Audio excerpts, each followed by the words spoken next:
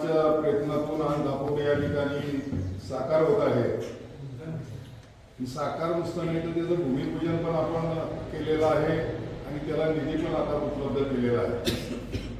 माननीय चोरड भाऊ हे सामाजिक कार्यकर्ते होते. ते नुसतं इथं नव्हते तर मुंबईमध्ये लीना पाटील असेल, त्यांची पत्नी असेल, त्यांच्याबरोबर त्यांनी काम केलेलं आहे. आज ते आपल्यामध्ये नाही, परंतु त्यांनी हे जे रोपटं लावलं आणि त्याचा जे कार्यभाग म्हणून आपल्या या विभागामध्ये एक मंडळ स्थापित झालं. आमच्या सुद्धा पंचक्रोशीमध्ये जवळ आता आम्हाला 125 वर्ष झाली आमचं 6 गाव पंचक्रोशीचं मंडळ आहे. या कार्यक्रमाला उपस्थित आपले सन्माननीय समाधान पोकळे त्यांचा कार्यक्रमाच्या वाढदिवसाची तुम्हाला सगळ्यांना विनंती आहे. आमचे रवींद्र परमांचा जो हॉल आहे त्या ठिकाणी उद्या चांगला कार्यक्रम आहे आणि त्या ठिकाणी सगळ्यांना जेवणाची पण समाधान यांनी व्यवस्था केलेली आहे. आपले सन्माननीय पवार साहेब, संदीपजी परामणे, आमचे गायकवाड गुरुजी यांना तर आज आनंदाचा क्षण आहे की एक चांगलं काम आपल्या सर्वांच्या माध्यमातून घडतंय. संघटना असल्याच्या नंतर एक सामाजिक काम उभं राहतं. एकामेकांचं सहकार्य असल्याच्या नंतर परपंच तर आपण सगळेच नाटकं करतो. साहेब बँकेत होते तरी शेतीमध्ये सारखे राबायचे, सारखं लक्ष असायचं. तर परपंचा प्रत्येकाचा प्रत्येक जण करतोच, परंतु माझ्या भागाचं काहीतरी आपण काम केलं पाहिजे, गावाचं काम केलं पाहिजे. आणि म्हणून तुम्ही जी संघटना स्थापन केली आणि खऱ्या अर्थाने एक चांगलं काम आपल्या माध्यमातून आता उभं राहत आहे. नितीन यांनी सर्व विकास कामाचा आढावा घेतला. आज आपण प्रत्येक गावामध्ये काम शिवेंद्रराजे भोसले साहेब यांच्या माध्यमातून त्या ठिकाणी उभं राहत आहे. आणि म्हणून आपल्या पंचक्रोशीमध्ये या रोडला 1 कोटी रुपये लागणार आहे. लवकरच आणखी आम्ही शिवेंद्रराजांच्या माध्यमातून 20 लाख रुपये आता आम्ही प्रोसेसमध्ये जवळजवळ 60 लाख रुपये तर आम्ही देणारच आहे. जिल्हा परिषद आले, पंचायत समिती आले, तुम्ही सगळ्यांनी आमचे प्रतिनिधी जर निवडून दिले तर जिल्हा परिषदेच्या माध्यमातून पाहिजे 10-20 किती पैसे लागतील तेवढे तुम्हाला पंचायत समितीच्या माध्यमातून देऊ. आणि अजूनही बाबा असतील, बाकीचे आमदार आहेत, आपले खासदार आहेत, यांच्या माध्यमातून काय पैसे आणता येतील. आपले नितीन काका आहेत, खासदार झालेले, त्यांच्या माध्यमातून काय आपल्याला 10 लाख रुपये आणता येतील. कारण मी आता आणले, कावडीला आणले, रांगणेकरला आणले नितीन काकाकडनं. आज उदयनराजेंच्याकडनं जवळ 3-4 ग्रामं या भागात मी आता मंजूर केली. आणि प्रचंड असा निधी. आणि आता निधी दुसऱ्याला कुणाला मागायचा, आपलेच आमदार आता महाराष्ट्र राज्याचे मंत्री आणि त्यांच्याकडे बांधकाम खातं आहे. आज ह्या तालुक्यामध्ये अशी कधी परिस्थिती झाली नव्हती की प्रत्येक गावात काम चाललंय, प्रत्येक रस्ते गावातही चाललंय. आता तुम्ही वाघावचं ग्रामपंचायत कार्यालय मंजूरच केलंय. मागची बीट एवढी मोठी 40 लाखाची, आमची कॉन्ट्रॅक्टरच इथं आहे.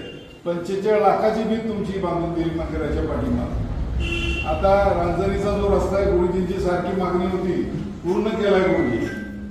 आणि म्हणून तुम्हाला आमची विनंती आहे, ज्या माणसानं काम केलं त्या माणसाच्या पाठीशी उभं राहा.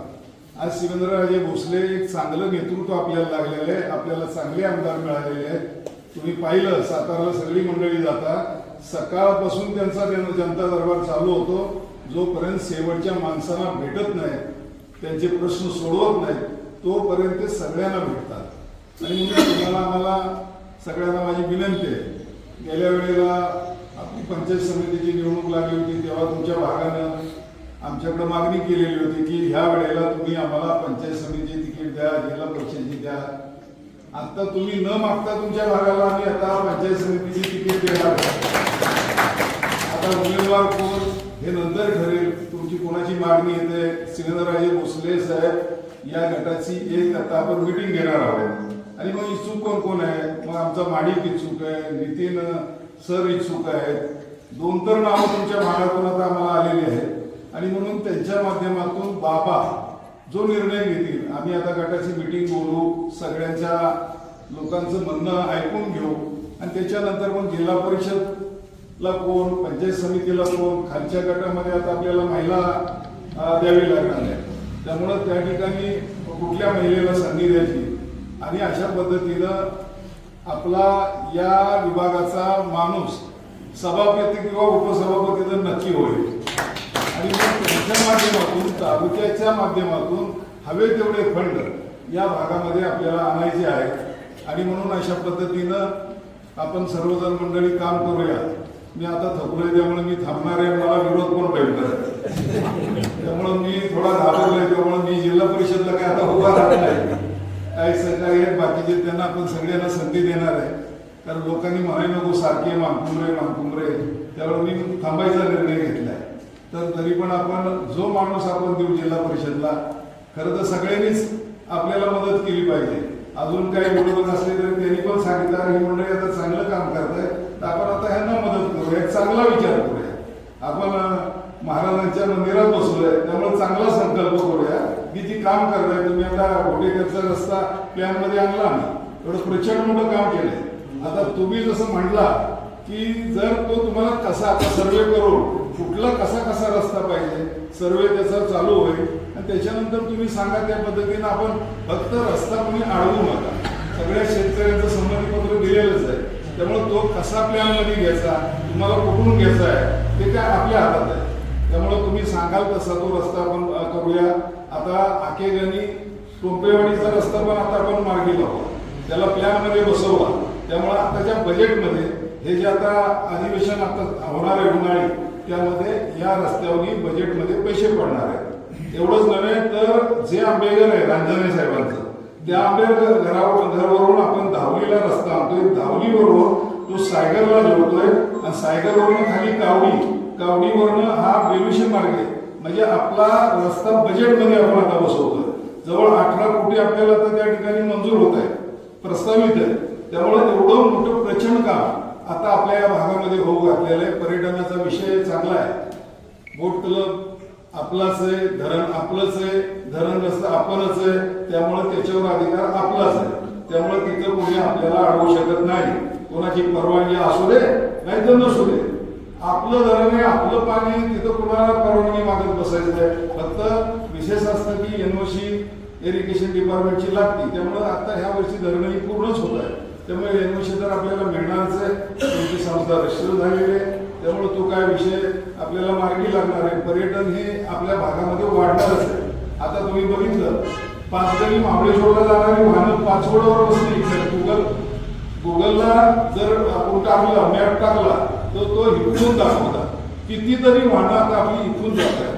त्यामुळं सायगरवरनं येणारी वाहनं, भिलारवरनं येणारी वाहनं या भागामध्ये उतरणार आहे आणि पर्यटकांची प्रचंड गर्दी आता वाढणार आहे. आता तुम्ही पाहिलं पाचवड पासून रत्नागिरीला जाणारा रस्ता एकनाथ शिंदेच्या गावातून आता पलीकडे जोडला जातोय. त्यामुळं त्या भागात जाणारी माणसं सुद्धा या भागातून येणार आहे. आता आपला कुडाळ पासून हा रस्ता कॉन्क्रिटीकरण रस्ता मंजूर झाला, त्याचा टेंडर झालेला आहे.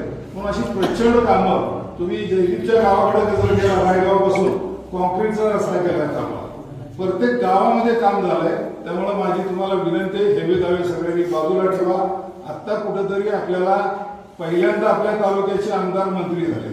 शिंदे साहेब मंत्री झाले होते पण ते कोरेगावला असताना मंत्री झाले.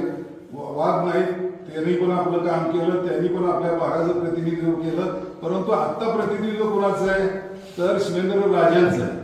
आणि जे आमदार असतात त्यांची आता सत्ता असती, सत्तेबरोबर जाऊन आपल्याला काम करायचं असतं.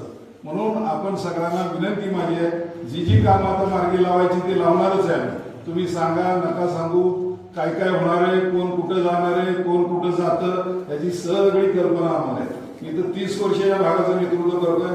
प्रत्येक माणसाला मी ओळखतो. परंतु तुम्हाला माझी विनंती आहे, विनाकारण वितंडवाद करू नका. रांजणी मंडळी म्हणले की आता आम्ही रस्ता करा, आम्ही 100% मतदान देऊ. पूर्वी बरोबर आहे का नाही? त्यात आम्हाला कळेलच कोण किती मतदान देतंय, कोण देतंय.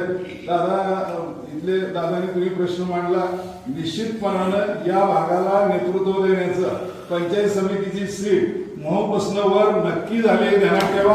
तिकीट वाटणारा मी, या भागाच्या तिकिटी फायनल करणारा मी आहे. शिवेंद्र बाबांना आवर्जून सांगणारा कोणाला तिकीट द्यायची ते मी देणार आहे. त्यामुळे तुम्ही त्याची काळजी करू नका, तयारीला लागा. उद्यापासून सुरुवात आहे.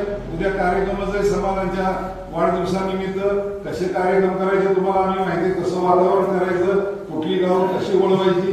तर दिनकरराव तुम्ही फक्त आमच्यावर शाबूत राहिला मग काय अडचण आम्हाला येणार नाही. तर असं आपण सगळेजण अगदी गोपाळरावला सुद्धा हात जोडून विनंती करू, तुम्ही सुद्धा आम्हाला मदत करा. जय हिंद, जय भारत. भाऊनी आता सांगितलं काय ना बाबा, पंचकृषी भवनासाठी आपण करायचं.